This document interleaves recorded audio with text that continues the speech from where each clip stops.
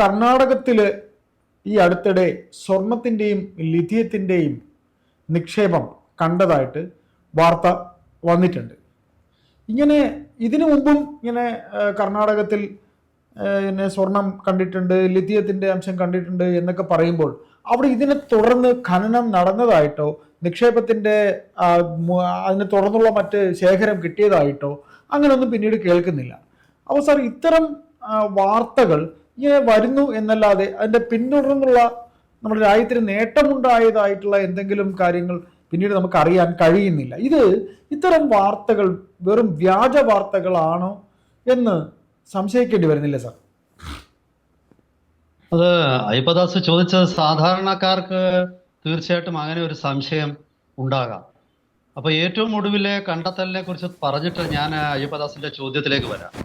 ഏറ്റവും ഒടുവിൽ ഇതൊരു 2 ദിവസം മുമ്പാണ് കർണാടകത്തിലെ കൊപ്പൽ അതുപോലെ റൈച്ചൂർ എന്നീ 2 ജില്ലകൾ, കൊപ്പലിലെ സ്വർണവും റൈച്ചൂരിലെ ലീഥിയവും, അത് ചെറിയ നിക്ഷേപമല്ല, വലിയ തോതിലുള്ള നിക്ഷേപമാണ് കണ്ടെത്തിയിരിക്കുന്നത്. അത് 2 ദിവസം മുമ്പാണ് ആ വാർത്തകൾ വന്നത്. അപ്പം ഈ നിക്ഷേപം വനപ്രദേശത്തിനുള്ളിലാണ് കണ്ടെത്തിയിരിക്കുന്നത്. അതിനാൽ ഇതിന് നിയമപരമായിട്ട് ഇപ്പോൾ നടക്കുന്ന എക്സ്കവേഷൻ പദ്ധതിയുടെ ഭാഗമായിട്ടാണ് ഈ കണ്ടെത്തലുകൾ പുറത്തു വന്നിരിക്കുന്നത്.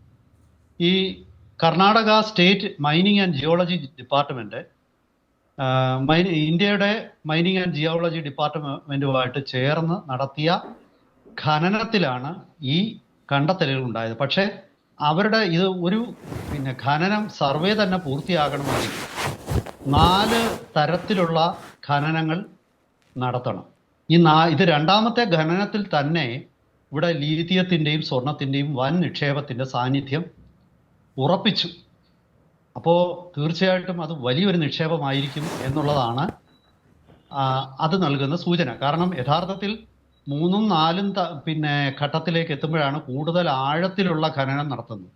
അപ്പോൾ ആഴത്തിൽ പോകാതെ തന്നെ ഈ സ്വർണവും ലീഥിയവും കൊപ്പലിലും റായ്ചൂരിലും കണ്ടെത്തി എന്നുള്ളത് വലിയൊരു നേട്ടമാണ്. തൽക്കാലത്തേക്ക് ഒരു പ്രതിസന്ധി ഉള്ളത്, ഇത് വനപ്രദേശമായതിനാൽ നിയമ ഭേദഗതി നടത്തേണ്ടി വരും കൂടുതൽ ഖനനത്തിന്. കാരണം എൻവയോൺമെന്റൽ ആക്ട് പ്രകാരം സംരക്ഷിക്കപ്പെട്ട മേഖലയിലാണ് ഇത് കണ്ടെത്തിയിരിക്കുന്നത്. സ്വാഭാവികമായിട്ടും കേന്ദ്ര സർക്കാർ ഇടപെട്ടിട്ട് നിയമ ഭേദഗതി വരുത്തി ഈ ഖനനം മുന്നോട്ട് കൊണ്ടുപോകും. കാരണം അത് ഇന്ത്യയുടെ കൂടെ ആവശ്യമാണ്, മൊത്തം രാഷ്ട്രത്തിന്റെ ആവശ്യമാണ്. ഈ അയ്യപ്പദാസിന്റെ ചോദ്യത്തിലേക്ക് ഞാൻ വരാം. ശരിയാണ്, ഈ കഴിഞ്ഞ 1 വർഷത്തിനിടയിൽ ഒഡീഷയിൽ ഏതാണ്ട് 1ഉം 2ഉം അല്ല 17 സൈറ്റുകളിൽ നിന്ന് സ്വർണം കണ്ടെത്തി. ആന്ധ്രാപ്രദേശിൽ കണ്ടെത്തി, ജാർഖണ്ഡിൽ ഛത്തീസ്ഗഡിൽ കണ്ടെത്തി, മധ്യപ്രദേശിൽ കണ്ടെത്തി. ലീഥിയത്തിന്റെ ഏറ്റവും വലിയ ശേഖരം ജമ്മുവിലാണ് കണ്ടെത്തിയിരിക്കുന്നത്. പക്ഷെ ഇത് എന്തുകൊണ്ട് ഖനനം തുടങ്ങുന്നില്ല എന്നൊരു ചോദ്യമുണ്ട്. അപ്പോൾ ഇതെല്ലാം വെറും കള്ളമാണോ? അതിന് ന്യായമായ മറുപടി ഉണ്ട്. അതായത് ഈ വാർത്തകളൊന്നും കള്ളമല്ല. പക്ഷേ ഖനനം തുടങ്ങുന്നതിന് മുമ്പ് ഒരുപാട് സാങ്കേതിക പ്രവർത്തികൾ, നിയമക്കുരുക്കൾ, ഇതെല്ലാം സർക്കാർ തന്നെ, സർക്കാരിൻ്റെ ഒരു ഡിപ്പാർട്ട്മെന്റിന്റെ അനുവാദത്തോടെ സർക്കാരിൻ്റെ വേറൊരു ഡിപ്പാർട്ട്മെന്റ് നടത്തുന്ന ഖനനമാണെങ്കിലും ഇപ്പം ചൈനയോ അമേരിക്കയിൽ കുറച്ചുണ്ടാവാം, പക്ഷേ ചൈന പോലൊന്നും നമുക്ക് വേഗത്തിൽ, ചൈനയിൽ ഇങ്ങനെ ഒരു കണ്ടെത്തലുണ്ടായാൽ ഒരു 3 മാസത്തിനുള്ളിൽ ഖനനം തുടങ്ങുമെന്ന് നമുക്ക് ഉറപ്പിക്കാം. പക്ഷേ ഇന്ത്യയിൽ ദൗർഭാഗ്യവശാൽ ഒരുപാട് നിയമങ്ങളുണ്ട്. ഇപ്പം ഞാൻ അതാണ് ഏറ്റവും ഒടുവിൽ കർണാടകത്തിൽ കണ്ടെത്തിയ 2 സ്ഥലങ്ങളും പാരിസ്ഥിതിക ലോല പ്രദേശമാണ്, എൻവയോൺമെന്റലി ഫ്രജൈൽ ഏരിയ ആണ് എന്നുള്ള ഒരു നിരീക്ഷണം. സ്വാഭാവികമായിട്ടും ഇനി പരിസ്ഥിതി സംഘടനകളെ കോടതിയിൽ കേസ് പോവും. ഇതെല്ലാം കഴിഞ്ഞ് എൻ്റെ ഒരു ഊഹത്തിൽ ഇന്ത്യയിൽ ഒരു സ്ഥലത്ത് ഒരു ഖനനം തുടങ്ങണമെങ്കിൽ കുറഞ്ഞത് 1 തൊട്ട് ഒരു 2-3 വർഷം തൊട്ട് ഒരു 6-7 വർഷം വരെ എടുക്കും. കാരണം ആദ്യം നിയമക്കുരുക്കുകളെല്ലാം അഴിക്കണം, കോടതി വിധികളും തടയുന്നതും ഒക്കെ ഉണ്ടാവും. പിന്നെ ഈ പ്രദേശങ്ങൾ സർക്കാർ പ്ലോട്ട് തിരിച്ചിട്ട് ലേലം ചെയ്യും. ലേലം ചെയ്തിട്ട് സ്വകാര്യ മേഖലയുടെ കൂടെ നിക്ഷേപത്തോടാണ് ഈ പിന്നെ ഖനനം തുടങ്ങേണ്ടത്. ഇപ്പോൾ ജമ്മുവിലൊക്കെ അങ്ങനെ ലേലം ചെയ്തു കഴിഞ്ഞിരിക്കുന്നു. പക്ഷേ ഇനി ചില കേന്ദ്രങ്ങളിൽ ഇതിന് വിദേശ ടെക്നോളജിയുടെ ആവശ്യമുണ്ടാകും. സ്വർണത്തിൻ്റെ കാര്യത്തിൽ അത് വരില്ല. പക്ഷേ ലീഥിയം സംസ്കരിച്ചെടുക്കുന്നതിന് വിദേശ ടെക്നോളജിയുടെ ആവശ്യമുണ്ടാകും.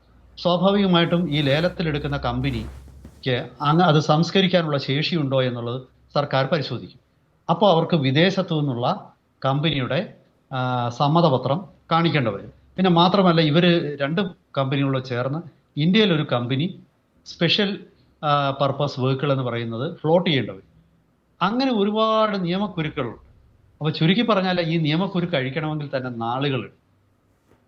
ഇതാണ് നമ്മുടെ നാട്ടിൽ ഈ വാർത്തകൾ വരുമെങ്കിലും സ്വാഭാവികമായിട്ടും നമ്മൾ വിചാരിക്കുന്ന അത്ര കണ്ണടച്ച് തുറക്കുന്ന വേഗതയിൽ ഈ വാർത്തകളെല്ലാം വന്നത് 2025 ഒരു മാർച്ച് തൊട്ടാണ്, ഏപ്രിൽ തൊട്ടാണ് ശരിക്കും ഈ വാർത്തകളെല്ലാം വരുന്നത്.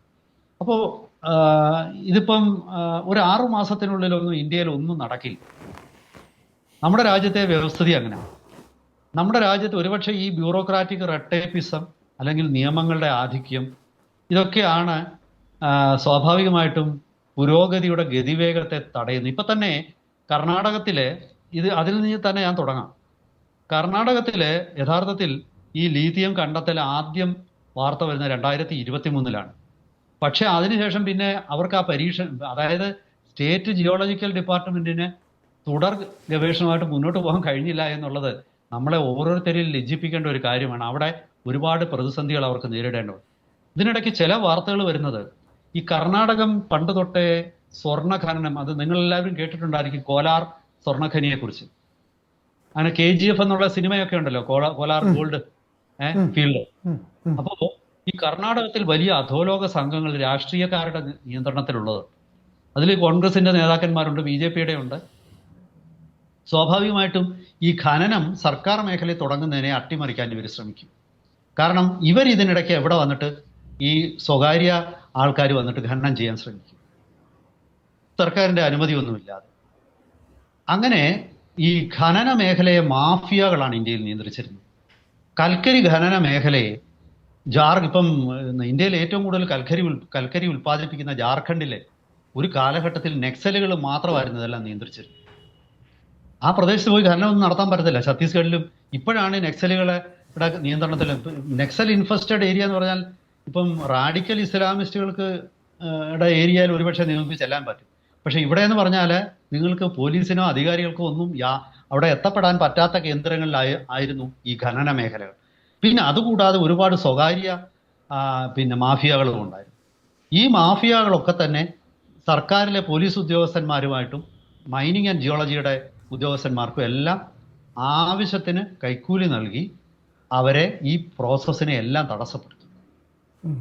ഇതാണ് യഥാർത്ഥത്തിൽ ഇന്ത്യയിലെ ഈ മൈനിങ് മേഖലയിലെ പുരോഗതിയെ തടസ്സപ്പെടുത്തുന്ന ഏറ്റവും വലിയ ഒരു ഘടകം. പക്ഷെ ഇതൊക്കെ ആണെങ്കിലും ആന്ധ്രാപ്രദേശിൽ സ്വകാര്യ മേഖലയിൽ ഒരു ഗോൾഡ് മൈൻ പ്രവർത്തനം തുടങ്ങി. അത് ശരിക്കും പറഞ്ഞാൽ ഞെട്ടിപ്പിച്ചു തന്നെ. കാരണം മാസങ്ങൾ കൊണ്ട് അവിടെ അലോട്ട്മെന്റ് കഴിഞ്ഞു, പ്ലോട്ട് അലോട്ട്മെന്റ് കഴിഞ്ഞു. ആന്ധ്രാപ്രദേശിൽ അവർ ഖനനം തുടങ്ങി. പക്ഷെ അതൊരു വലിയ ഗോൾഡ് മൈൻ അല്ല.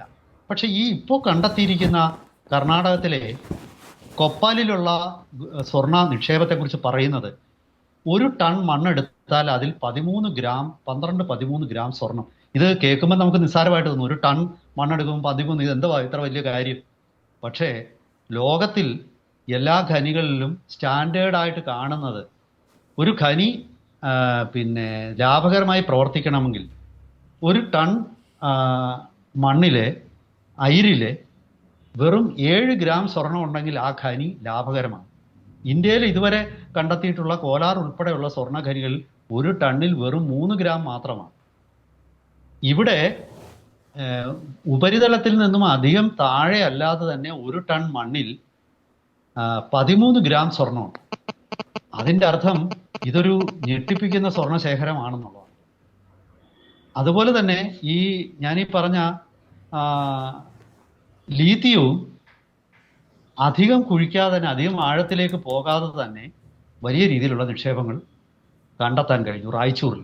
ഈ റായ്ചൂർ എന്ന് പറയുന്നതിന് ഒരു വലിയ പ്രത്യേകത ഉണ്ട്. പഴയ കാലത്ത് തന്നെ വലിയ ഫലഭൂയിഷ്ഠമായ ഒരു മേഖലയായിരുന്നത് റായ്ചൂർ ഭൂമിക്ക് വേണ്ടി പണ്ട് വിജയനഗര സാമ്രാജ്യവും ഗോൽക്കൊണ്ട സുൽത്താൻമാരും തമ്മിൽ എല്ലാ കാലവും യുദ്ധം നടന്നിട്ടുള്ളത് റായ്ചൂർ എന്ന് പറയുന്ന ഒരു പ്രദേശത്തിനാണ്. ആ പ്രദേശത്തിന്റെ നിയന്ത്രണത്തിനാണ്. അവിടെ ഖനികള്, കൃഷി എല്ലാം എന്ത് വേണമെങ്കിലും ചെയ്യാൻ പറ്റും. അത്ര ഒരു പിന്നെ മിനറൽ ഖനി, അതായത് ധാതുക്കളാൽ സമ്പുഷ്ടവും അതുപോലെ പിന്നെ കൃഷിക്കും മറ്റാവശ്യങ്ങൾക്കും അനുയോജ്യവുമായ രണ്ടും ഒരു ഡുവൽ പർപ്പസ് ആയിട്ടുള്ള ഒരു സോണാണ് റായ്ചൂർ. അവിടെ ജലവും ലഭ്യമാണ്. അപ്പോൾ ഈ പ്രദേശത്താണ് ഇപ്പോൾ ഈ ലീത്തിയം കണ്ടെത്തിയിരിക്കുന്നത്. മറ്റത് കൊപ്പലിലാണ്.